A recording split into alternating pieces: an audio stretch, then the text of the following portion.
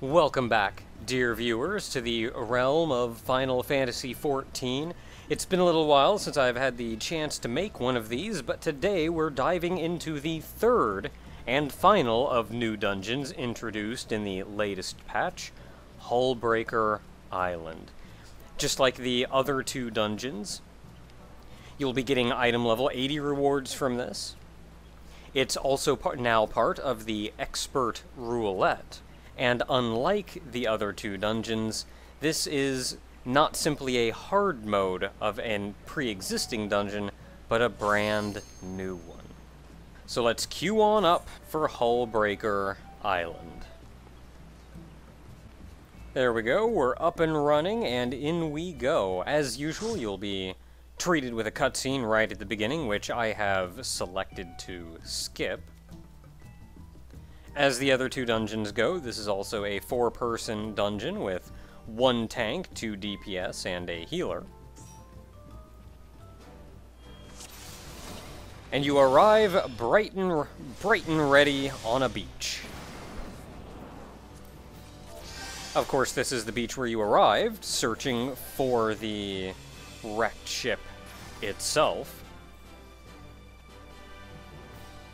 Now, if you move ahead just a little bit, you'll notice that there are, for one, bear traps littered about the sand, so do be careful where you're running so that you don't step into one. The first group of enemies you'll probably see is this group here, though if you look off to the right, you'll see a harpy floating about. Fighting the group of enemies right here will eventually aggro that harpy. So do be careful, and you probably want to pull them back or something, but I've never seen anybody actually do it. Now, of the enemies that we are fighting here, there are a couple hornets, which can use both Sharp Sting and Final Sting if you let them live long enough. For this reason, I presume, I often see the bees prioritized. Then there's the mantis here, and the harpy's made its way over. The harpy, by the way, hits like a truck. You do not want this thing beating on your mages. I have had the luxury of tanking one of these things before on Monk, and it hurts. The other enemy that you'll see in the area is a small monkey. That monkey will attack you at range by throwing its poo at you or something, I'm not sure. But it will not get closer to you, which is probably why we hauled the enemies over to him. Now, in moving up here, you can simply hug the wall and make your way up, skipping a fair number of battles going up. We're prioritizing the monkey because it doesn't move around, so there's that. I'm never entirely sure what people want to prioritize in this dungeon, at least in this first section, because every time I go in, I see somebody do something different. Sometimes it's the bees, sometimes it's the monkeys. I don't think I've ever seen anyone prioritize the mantis, though, so there's that. With the second group of enemies done, continue paying attention. There are still bear traps laying about that he got caught in. If you get caught in one, by the way, it binds you in location at the bear trap, does a minimal amount of damage, and you have to wait for it to wear off before you can continue on. Now, these are just back to the hornets and monkeys that we've fought before.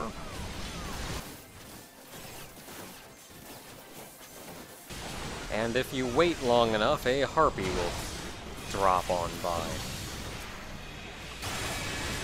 Now, the harpies not only hit like a truck, but they also have that attack you just saw there.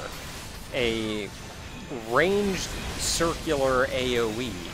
It'll usually drop this a little bit further away, say on the mages or some such, but it's something else to be aware of.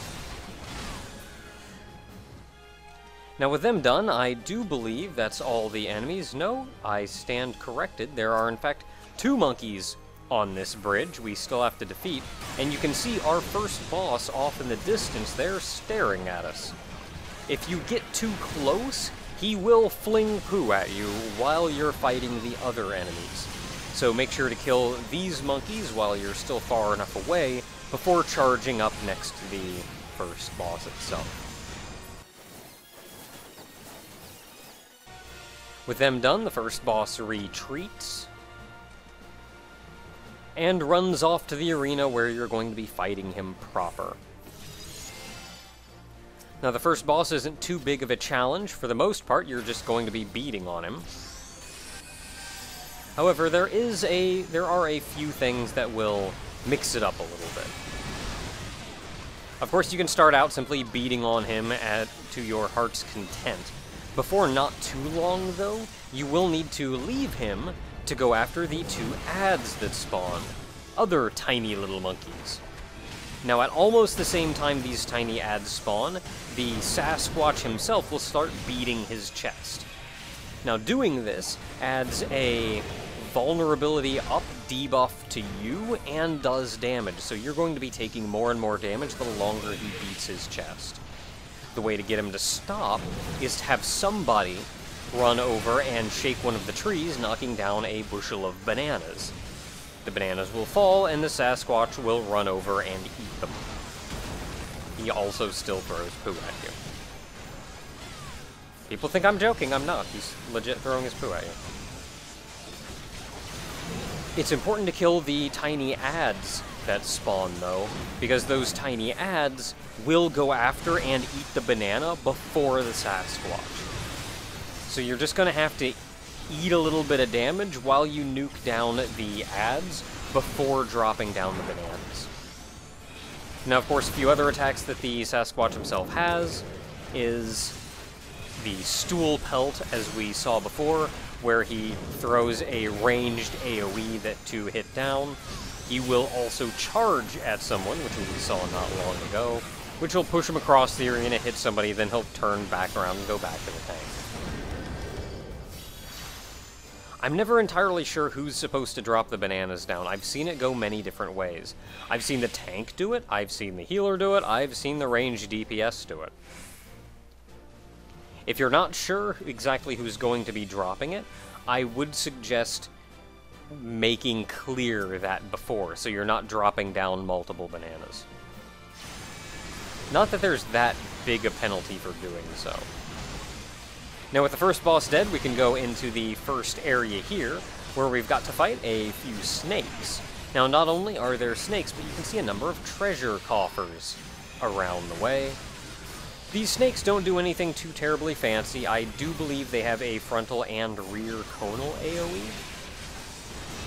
But that aside, they're just going to be doing some damage. Now, you'll see there's 3 treasure coffers around, and one would think we're going to be littered with treasure, but no. 2 of these 3 treasure coffers are mimics. Mimics do as mimics do. They have on top of just their basic attack, they also have a circular AoE around them. Many people I see many tanks I see will actually run in, aggro the snakes, and then run around and open all the chests to also get the mimics and bring the mimics together. This is a little bit difficult on monks, or at least melee DPS, I should say, because not only are we running around everywhere, but it takes a fair amount of time to gather the enemies up like that. Enough time that we're probably going to pull hate on something. Or just be running around being completely ineffective for a couple minutes.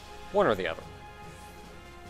Now, one of the mimics you killed, and it is entirely random, it's also random which chest becomes a mimic, but one of the mimics, when defeated, will drop a stone tablet. You use the stone tablet back there to open up the door so you can continue on. Now, we've opened up another couple more treasure coffers. There are more in the area. And, as before, it is random as to which one is a mimic and which one is not.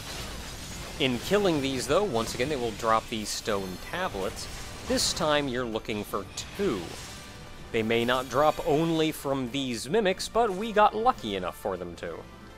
So, collect all the stone tablets, if any, and move on. Now, you saw us run by an enemy before. The one we saw before, you can generally sneak by. This one, you can't really sneak by. There's not much to him, though. The one attack of his that you will want to watch out for is called Hatch. You can stun it. If Hatch goes off, the various eggs on its back will hatch into smaller dudes that you then have to kill as well. But if you stun Hatch, he never tries to cast it again, and you can continue wailing and killing on him. There's nothing if you continue following the path of the stream down, but there are, once again, 2 more snakes in here, as well as some more treasure coffers.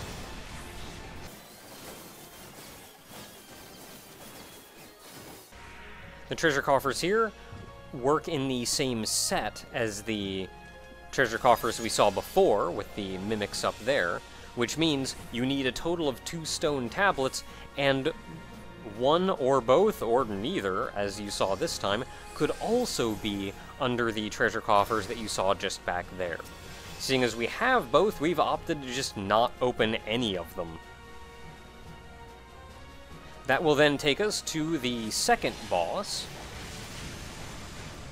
who has a number of tricks up his sleeve, but for the most part you don't have to worry about too much, at least at the moment. He's got a very long directional AoE, but of course it's simple enough to sidestep out of the way.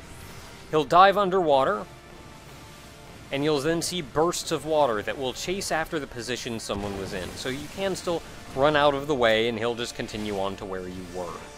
When he bursts out of the watery ground like that, that is an AoE and it will hurt. Now the bubbles you see here, do be careful not to get too close to one, or you will get sucked inside. You need to use that for later. He also has the circular AoE you saw in many places. I got into this bubble a little earlier than I would have liked to get in. The second time he dives under the water, he instead does this very large whirlpool AoE. And thankfully, I was not too early. If you're not hiding in one of the bubbles, when that whirlpool AoE goes off, you'll get sucked to the middle and get hurt rather severely. So instead, you simply hop into one of the bubbles, and you'll take a minimal amount of damage when the bubble bursts, but other than that, you're fairly well off. The other attacks that we saw before, aside from him diving underwater and chasing after you there, is the number of circular AoEs that he'll drop around, 1 on each player. So be ready to move.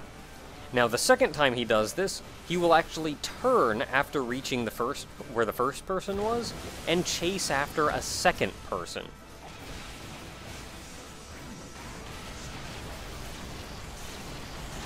But then he'll simply pop back up and you can continue wailing on him.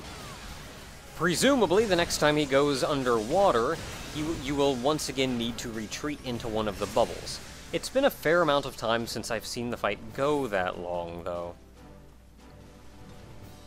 But in beating him, you're once again gifted with a treasure chest, 2 specifically, that will have either item level 80 equipment in it or a crafting item that you can either actually use to craft or sell.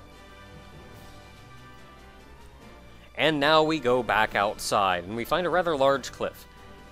Remember that when you jump off a cliff, if you are not in battle, you will never die. You will be brought to 1 HP. If you are in battle, you can die. So you're safe jumping off that, even though you may be left with 1 HP. Personally, I like jumping off to one side and hitting the other rock halfway so it doesn't completely murder me. There's a couple of enemies here, specifically 2 small salad crabs, as well as the dire mite? No, this isn't a dire mite. It's a spider of some form. The spider isn't too big a threat. In fact, it doesn't even move very quickly. The salad crabs, on top of being the most adorable enemy introduced in this entire patch, do have a conal AoE that you'll want to watch out for. They're just so tiny.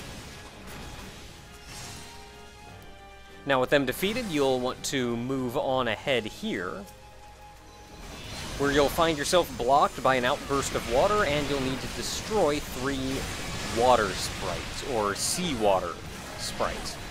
The seawater sprites don't do much other than just cast water on you. In fact, most of the time, people will grab the previous set of enemies and haul them over to where these enemies spawn, so they can just all be AoE'd down at the same time. But once the 3 water sprites here are defeated, the water subsides and you can move on. Now, you can choose one of 3 paths to go here, but easily the most common path is simply going up to the top. Look at that crab. Look at him. So tiny. Meanwhile, heading up this way, you'll have to fight a harpy that happens to be in your way. I presume all of the paths are about the same in terms of the number of and difficulty of the enemies you'll have to attack.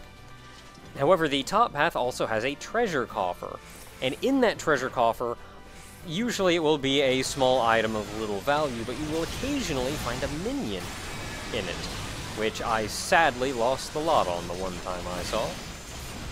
Rounding the bend, you'll see another harpy, as well as a few more enemies off in the distance, and this is now where the enemies begin to... the paths begin to re-merge. I believe, like it or not, you are going to have to fight these enemies here. It's the rather large spider that we fought before, as well as 2 smaller jellyfish types. And I think it's the jellyfish that use the small directional AoE that we saw before. For the most part, it's not a lot to worry about, though.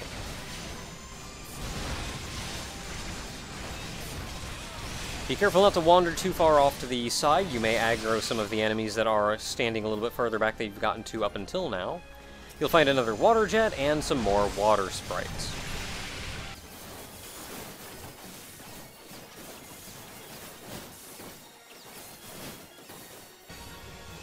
With them defeated, the water jet goes away, and we enter the arena to fight the final boss of this dungeon. This boss is simultaneously one of the most interesting and most difficult boss fights in this expansion. You have to fight a total of 10 tentacles. 8 regular tentacles, there are 2 on each platform. Once you defeat one, another will pop up. So, defeat one, move over, and attack the second one. Its regular attack is a slam on the ground like that, which will hit anybody nearby. Once they're done, you need to step into the jets of water to shoot yourself over. Now, after you use one of the jets of water, you do have a vulnerability up debuff on you. Be careful about this, because you can't jet back and forth too often, or you're going to start taking a lot of damage. Something else to be wary of is you'll occasionally see a small meteor appear above your head. This small meteor appearing above your head means that you're about to have a vortex, a whirlpool spawn where you're standing. So what you need to do when this happens is get away, get off the platform, hop into one of the water jets, run off, let the vortex drop, and then take the water jet back. The key, and what makes this fight most difficult, is staying together. And there are a couple tentacles about trying to thwart that plan. Not only will the meteors make you need to get off the platform, but when you're dealing with the meteors, you get off the platform, let the vortex down, and then get back. Stay with the group. The other thing that can happen is, on top of the 8 regular tentacles, there are 2 roaming tentacles. As squids do, they have 8 regular legs and 2 very long ones.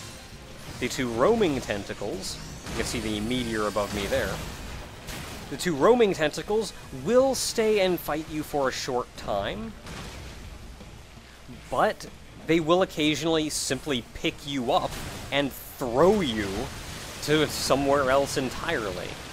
where once you land, you need to take the water jet to get back. Now that should be all of the regular tentacles we've destroyed at this point, leaving us with only the 2 long ones. If you can build up a level 2 limit break, by the way, that will kill one of these tentacles immediately. So I've got the meteor on me, but I really just want to kill it.